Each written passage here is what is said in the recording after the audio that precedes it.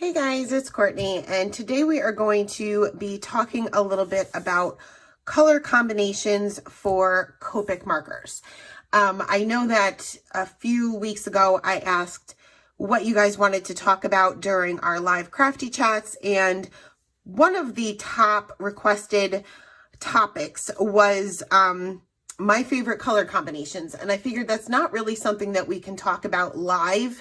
I figured this can kind of lead into a whole big conversation about Copics, and this is probably the best way to go about it.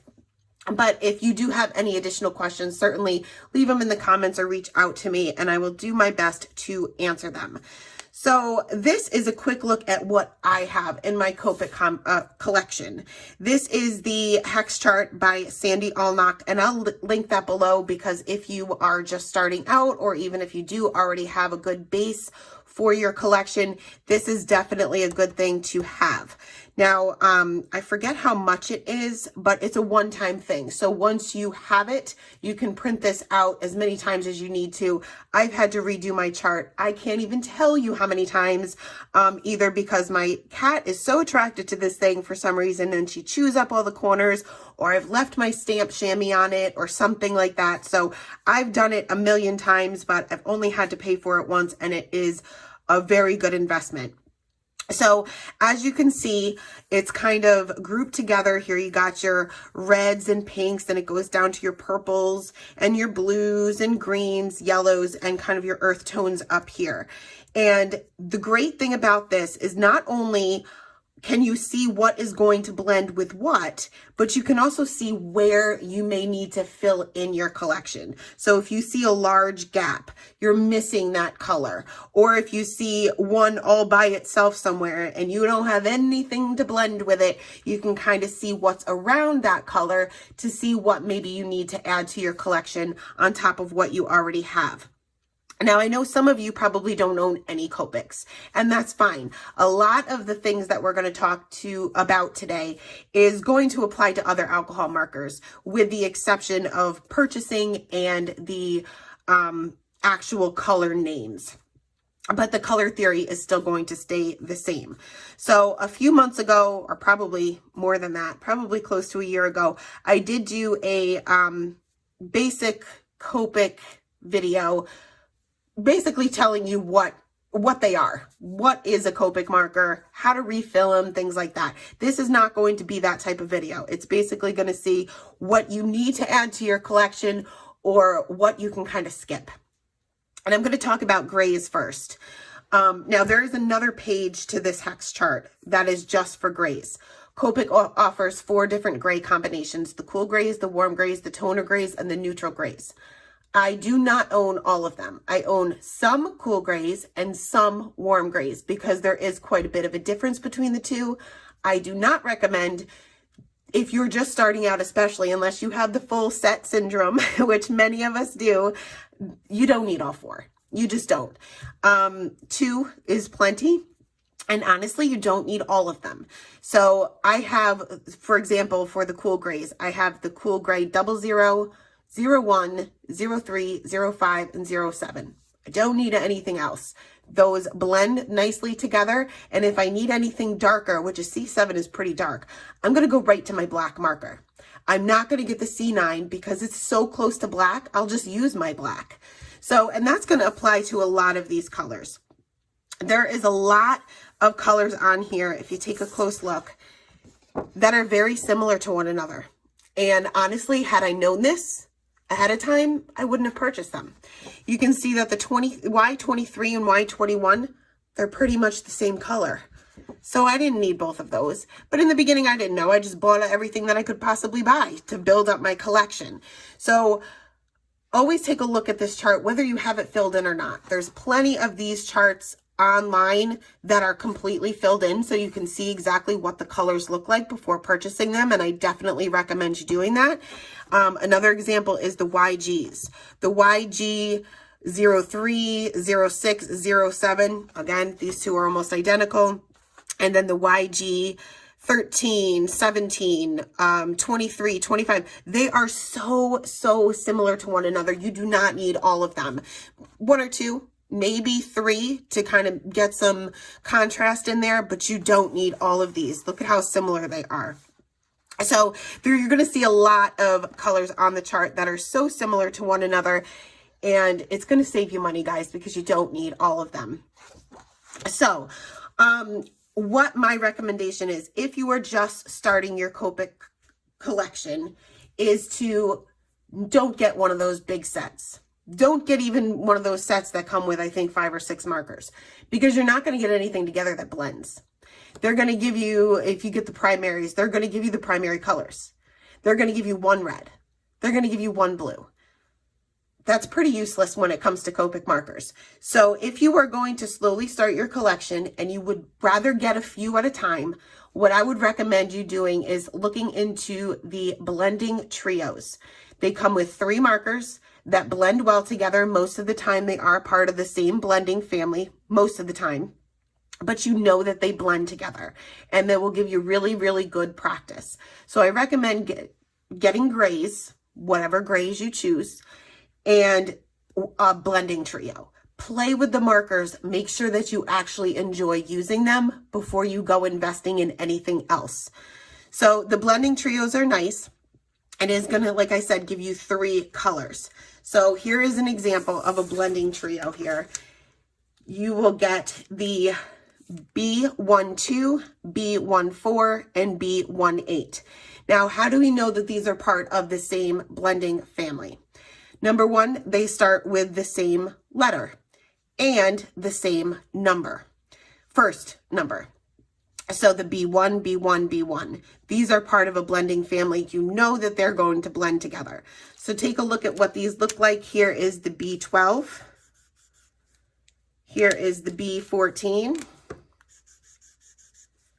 And here is the B18. And you can see you get a nice variety there, and you will get some contrast. You won't get as much as I typically color with, but that comes with practice. That comes with time. So don't stress about this, but that is a great way to get some colors that you know are going to blend and get some practice with coloring. So you can see these blues will really, really blend nicely together. Now, another thing that you want to look at is this second number. Now, these numbers actually mean something. So obviously every single Copic marker is going to start with a letter, and there is different color families, not blending families, color families. So B stands for blue. We have R that stands for red, G, green. And then you have a mixture of some. So you might have a YG, which is yellow greens. You may have an RV, which is red violet. So you're going to have that first letter letting you know what color family that marker belongs to. Now, with the exception of grays, because grays have their kind of like their own numbering system, you also have the E markers, which are earth tones. And you're going to get a whole lot of variety within your earth tones. They're not just going to be browns. A lot of the ones that I have are browns, but you have some kind of earthy greens and earthy reds in there as well. So you can always mix and match color families. How do you know that these color families are going to blend together? Is by going by the last number. So if I took a B14 and a BG15, 2 different color families, one is blue, one is blue-green, but one ends in 4, one ends in 5, more than likely they're going to blend nicely together. So what these numbers mean is the first number means the amount of saturation of blue in this case. So this doesn't really have a whole lot of saturation, this particular blending family, because the first number is 1. So it doesn't necessarily mean it's going to be darker or lighter. It just means the amount of saturation of that color you're going to get in it. So if we were working with the B90s, which are very, very, they're almost like a midnight sky blue. Those are what I typically use for night sky. They're going to have a little bit more of a grayer tone to them because it has that higher first number. Now, the second number basically means the intensity, and it's going to say how light or dark that color is. So the 2 is obviously the lightest, and the 8 is the darkest in this particular group. So you'll know how dark it's going to be or how light it's going to be by that last number, not necessarily the first number. It seems to work that way most of the time, but that's not always the case. So if you're looking to blend colors, you either want your first number to be the same or your last number to be not necessarily the same, but at least close. So if your first number doesn't match or the color family doesn't match, you want your last number to be at least the same or maybe one off, and you shouldn't have a color problem blending. So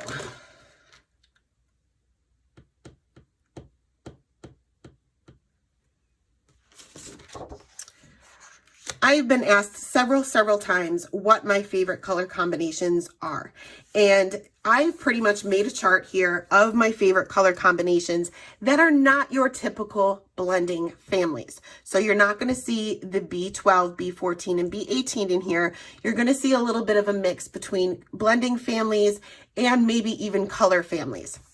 So I've kind of arranged it all kind of sort of in rainbow order so that you can see how I mix these colors, and even if they're not part of the same blending family, they will go well together. So I typically use a 4-color blend. Again, this is something that comes with practice. You don't want to get your Copic markers for the very first time and pick them up and expect to be able to create something that Sandy Allknock creates, because I've been coloring for about 2.5 years now with Copics, and I still nowhere near Sandy Allknock. And I probably never will be, and I'm okay with that. But just know that the markers will do a lot of the work for you, but it's also going to take a lot of practice. So I will have this over on my blog. If you are new to Copics or looking to start your collection, this may be something that you may find helpful to see if maybe any of these color combinations you'd like to purchase and add to your collection, and also kind of seeing how I mix and match things. Now, I'm also going to have a chart of my favorite skin tones and hair tones over on my blog as well. And I just did 4 of them here, kind of messed up on her eye. Don't pay any attention to that. To be quite honest, the coloring is not the best on here, but this was basically just to show you the different combinations that I use. So this will be over on my blog as well. And I'll have a little bit, pretty much everything that we spoke about today over on there as well. So you can get a really good understanding of what that numbering system means.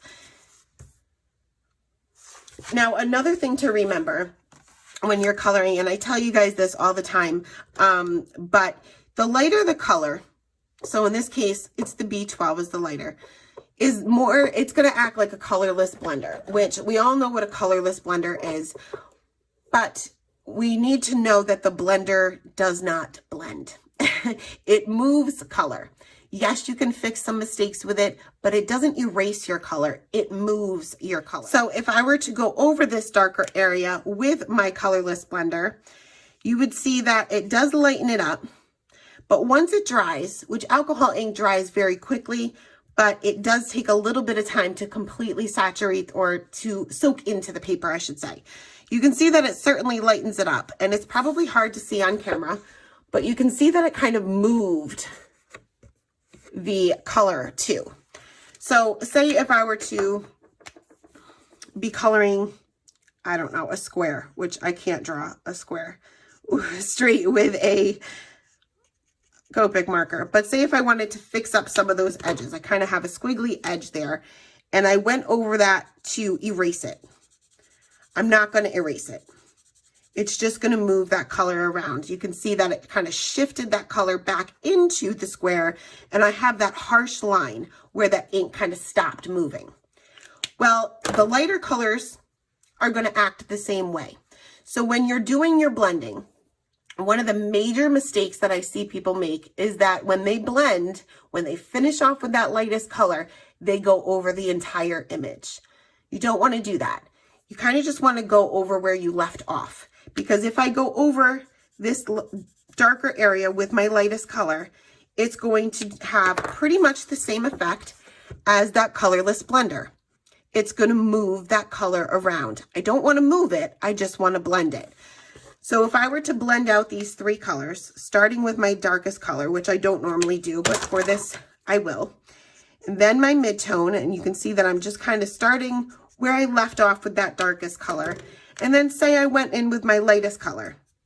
Blended that out, you can see that I get a nice variation there, but what if I went over the entire thing, like I see many people doing, thinking that these colors are going to blend nicely together?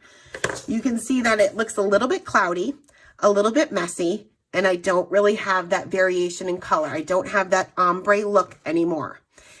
You just don't want to make sure that you're completely going over the color that you just ended with the color that you're moving on to.